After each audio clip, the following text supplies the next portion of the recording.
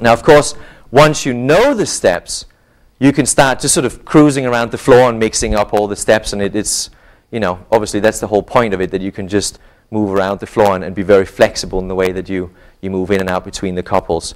So we'll do the whole thing again, and this time we'll do it in dance hold. In a moment I'll explain to you exactly how that works. So we're in a dance hold, and we do walk, walk, side together, walk, walk, side. Now we step to the side, walk, walk. Now we do the treble, walk, walk, side together, walk, walk, and side together. Yes, that was nice. Thank you. Okay, as you saw, we started with the two-hand hold, which definitely makes a lot of sense in the beginning, because of course when people start dancing, they very often get into trouble. They might step on each other. So it's always nice to leave a little bit of space to allow people a little bit of room for mistakes. But of course, when you can really dance, it's very important to be together in the hold, because when you're in hold, you can really get some great togetherness going, great harmony, and you can move around the floor and really feel what the partner is doing, which means that you can either lead or follow really, really well. Now, the way the hold works, I'll turn around for this one. A lot of people actually think that, you know, when they see dance holds, that it's not really that natural. It actually is. Now I do need you on the other side, because if we would walk on the floor holding hands like this, that is obviously a very natural way of holding hands. We would do that if we go to the mall or if we go down the street. But when we're dancing, all we do is we turn the lady in, and we have the perfect positioning here. So the only tricky thing is that little turn. The handhold is completely natural and very, very comfortable. So that's the proper way of holding hands on this side. On the other side, things get a bit more tricky, and the other side, my right side and the lady's left side, that's actually the most important side. That's where all the leading and following is the most important. That's where it happens. What we do is we make a few contact points. The first one is the man's lower arm to the lady's upper arm. So now we have a great contact point here. What we then do is, for the man, we close our hand around the lady's shoulder blades. Or shoulder blade, it's only on one side. So now we have two contact points on this side. What we then do is the lady has to hold our Rambo muscle, the big one up here. Can you find it? Oh, yes. Is it okay? Yeah, it's there. All right.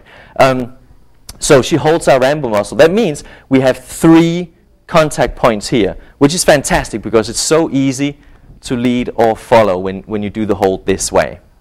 Okay? So this added to, of course, our hold over here with the left hand, that's the perfect way to dance together. And it's very easy for me to turn or lead my partner into whatever I want. Okay? So let's put the whole thing together with this hold. And actually another thing that we can do, I should probably mention that, these were 4 contact points. 1 on the shoulder blade, 1 with my lower arm, 1 on my Rambo muscle, and 1 on my hand. The 5th one, which is a very difficult one, is actually the body.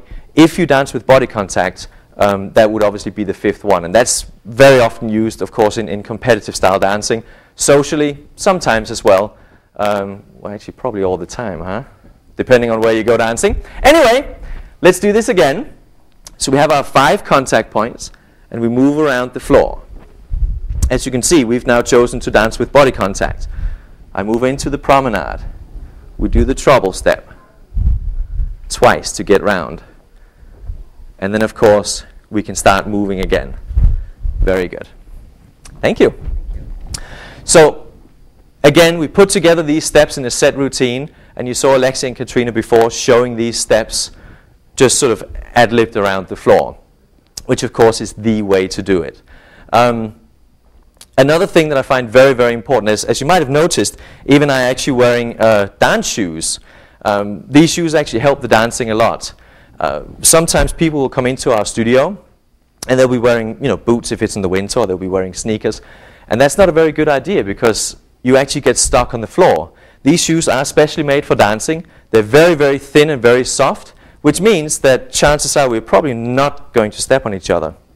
And if we do, it's not going to hurt that much. With a big pair of boots, that would be big trouble.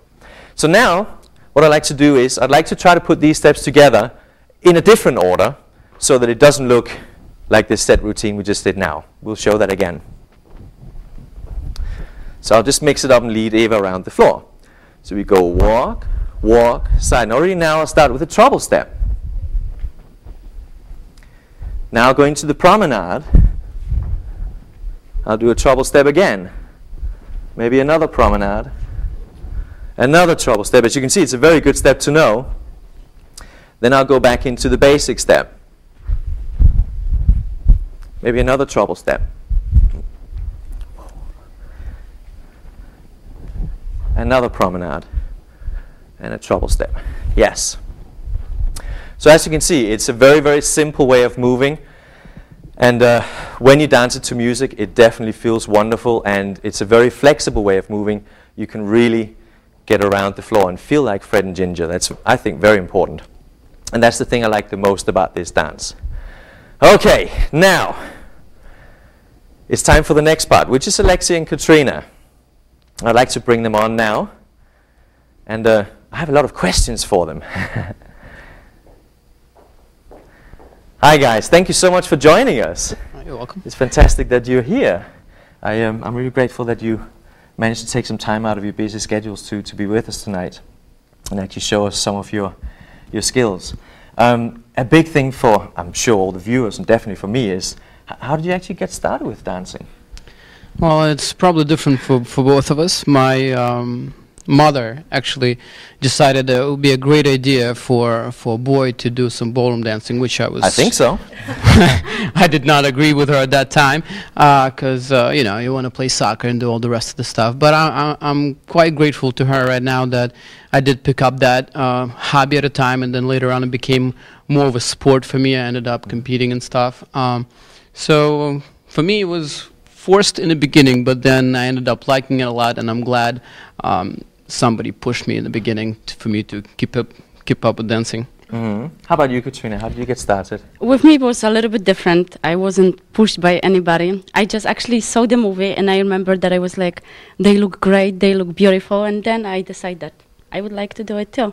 So a movie inspired you to get yes. dancing. That's fantastic. Yes. That's very nice. Wow. Were they doing, you know, ballroom dancing, or was it more like tap dancing? It was more like ballroom dancing. Okay. I think it was like strictly ballroom or something like this. In Australian movie. Yeah. Oh, yeah. It's like very Yeah, that was a funny movie. Yes. Oh, okay. That's wonderful. Well, what do you actually enjoy the most about the work you do? Because we all know, us who are in the dancing world, it's a very different way of making a living, right? What do you enjoy the most about it? I think I enjoy a lot competitions because they also allowed me to work a little bit more on my own dancing and getting better. I don't know. I think the fact that I get to work with different people every day, practically every single lesson I get to affect somebody's life, somebody's dancing through the movement. Different ages, everybody that I get a contact with seem to be affected in a different way. Some people do it for